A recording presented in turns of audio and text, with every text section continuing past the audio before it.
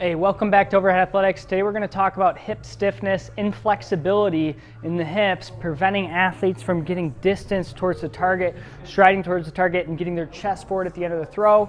We're going to go through some different exercises to improve flexibility and then reinforce that flexibility.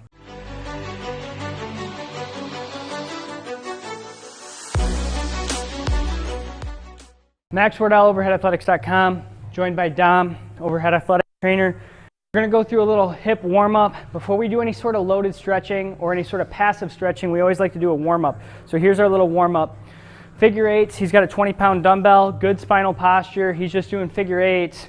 It's a nice little warm-up activity before we go into more in-depth stretching. What I'm going to have him do now is stagger feet, 1 foot back, 1 foot forward. Here, yep. Same thing. So now he's working through all ranges of his hip. Now you're going to switch feet.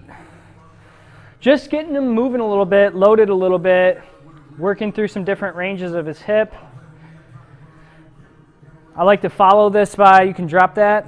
I like to follow this by swings back and reach forward. Swing the arms, swing them. There we go. Load the front of the hip a little bit. Go sideways for me. This time I want you to focus more on the swing of the arms than anything else. There you go. You see when he swings the arms harder, he actually goes through more extension of the hip. So now you've loaded the hip dynamically in abduction, staggered, all this different stuff. We can actually go into our first loaded stretch when he feels like he's adequately warmed up. He's going to go into side stance, uses this for support, and he's going to slide his feet out. Now, in a more advanced version of this stretch, we put sliders under the heels and have the sliders pull the athlete out. Now, what we're going to do is we're going to tilt his pelvis anterior, chest up, tilt your pelvis forward, anterior tilt, other way. Good. So now he's in the anterior tilt, chest is up. He's going to maintain that using his arms for about 20 seconds. Then he's going to let go and hold legs. So let go of that bench. He's got a 10-second hold here. And we're going to go through this. So you're going to perform multiple reps of the warm-up, multiple reps of this. Come back to hands on the bench. Work your legs out wider. Good. So he's trying to clear distance. Now when you have sliders under your feet, gravity's forcing you the whole time. You work much harder. So this is the first way we start with guys. Now, hands off. If you can get 10 to 6 inches from the ground, we're talking about some pretty good flexibility. It's going to be usable flexibility because you're building strength through the range.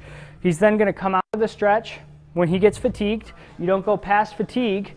And then we're going to hop over here.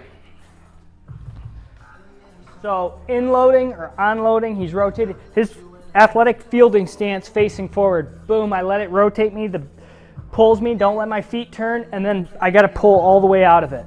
So face this way a little more, Dom. Let that thing pull you. Let it pull you, pull. And then he's going to pull and push out of it with that left glute. Boom.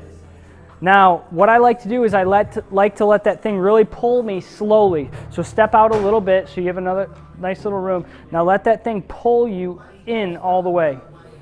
Hold 1, 2, 3, and then out. So that 3-second hold is our loaded stretch.